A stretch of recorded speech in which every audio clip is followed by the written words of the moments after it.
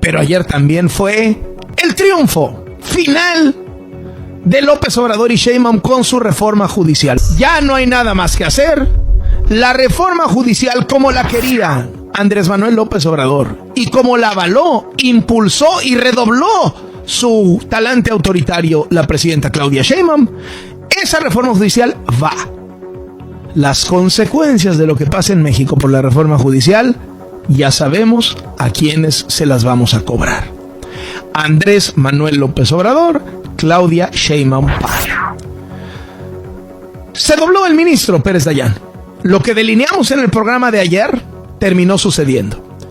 Alberto Pérez Dayán, un ministro al que López Obrador llamaba corrupto, que le restregaba que había estado en los mejores asientos de la Fórmula 1, codeándose con los empresarios más ricos y los fifís, que tenía boletos de primera fila en los partidos de fútbol, en las peleas de box.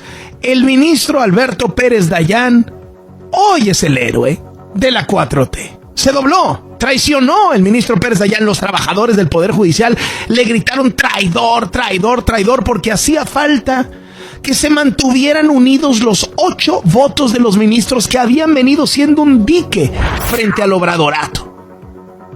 Y uno se dobló. Ya que desde ayer decíamos, varios días llevaba la presidenta diciendo, vamos a esperar los votos, vamos a esperar los votos. Se me hace que ya sabía que tenían el voto de Pérez Dayán en la bolsa. Alberto Pérez Dayán traicionó. Alberto Pérez Dayán se dobló. Y con ello triunfó la reforma judicial, porque se necesitaba que la votación quedara 8-3, esas son las reglas de la Constitución, y quedó 7-4.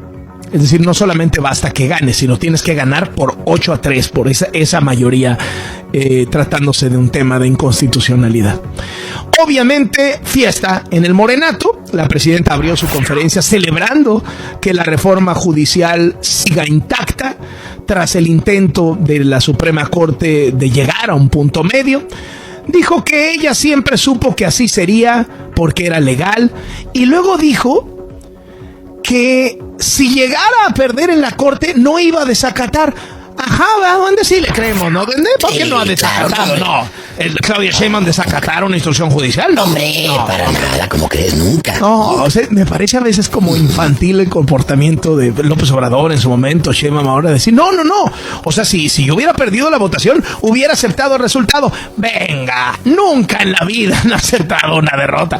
Vamos contigo, Rocío Jardines, ¿cómo te va? Carlos, muy buenas tardes. Así es, muy sonriente fue como comenzó la presidenta Claudia Sheinbaum esta mañanera, diciéndose contenta por esta decisión de la Suprema Corte para no invalidar la reforma al Poder Judicial, y en esta conferencia aseguró que ese fue un triunfo de la Constitución y el pueblo de México. Y al recordar el proceso que duró alrededor de 6 horas, Carlos defendió la actuación del ministro Pérez Dayán, porque pues recordó que la reforma contaba con el apoyo de Loreta Ortiz, de Yasmín Esquivel y Lenia Batres. Vamos a escucharla. El ministro Pérez Dayán lo que dice es, no estoy de acuerdo con la reforma, pero eso no quiere decir que mi opinión personal implique que pueda ser aceptado un proyecto de inconstitucionalidad, porque pues ya está en la Constitución. Él incluso dice que hay otros casos donde él votó así. Entonces hay una coherencia en la votación del ministro. Y por eso digo que podemos tener diferencias con el ministro, pero en este caso imperó la razón, imperó la Constitución, imperó el Estado de Derecho, imperó la ley, porque las ministras y los ministros también están regidos por la Constitución. Y de inmediato criticó a la ministra presidenta de la Corte, Norma Piña, porque dijo intentó una pirueta constitucional para que fuera avalado el proyecto de Juan Luis González Alcántara Carranca e invalidar la reforma con solo 6 votos en lugar de los 8 requeridos en el pleno de 11 ministros. Hoy Sheinbaum Pardo, Carlos, dio a conocer el llamado Plan D en caso que la Corte hubiera aprobado la inconstitucionalidad. Escuchemos. Entonces dije, bueno, pues vamos a darle la vuelta. Vamos por un plan D. Entonces, aunque no tuvieran razón, para evitar esta confrontación a la que nos querían llevar, pues era volver a presentar la reforma con 2 modificaciones centrales. La primera, que en lo que no llegaba el nuevo Poder Judicial electo por el pueblo, o elegido por el pueblo, se pudiera elegir al 8º ministro, porque el ministro Aguilar deja la Corte el 30 de noviembre. Y si hubiera aprobado, y después del 30 de noviembre, pues ya hubiéramos tenido los 4 ministros necesarios. Y bueno, recordó que los ministros buscaban llevar a la jefa del Ejecutivo Federal a una situación de desacato en caso de no reconocer un fallo distinto por parte de la Corte, algo que insistió pues ella evitaría a toda costa. Carlos, mi reporte.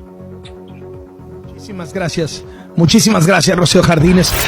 Imagínese de qué soberbio andaba Gerardo Fernández Noroña. Escuche usted cómo reaccionó a la decisión de la Suprema Corte. Tengan para que aprendan, dijo. Ganamos, ande, tengan para que aprendan, con sus reglas ganaré.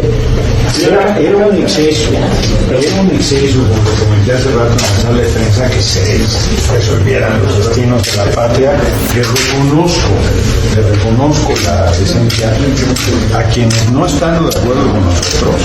Dijeron, eso ya es un extremo que no se puede tolerar. Se lanzó con todo el dirigente nacional del PRI contra el ministro Alberto Pérez Dayán, al que se compara ya con la traición de Yunes en el Congreso.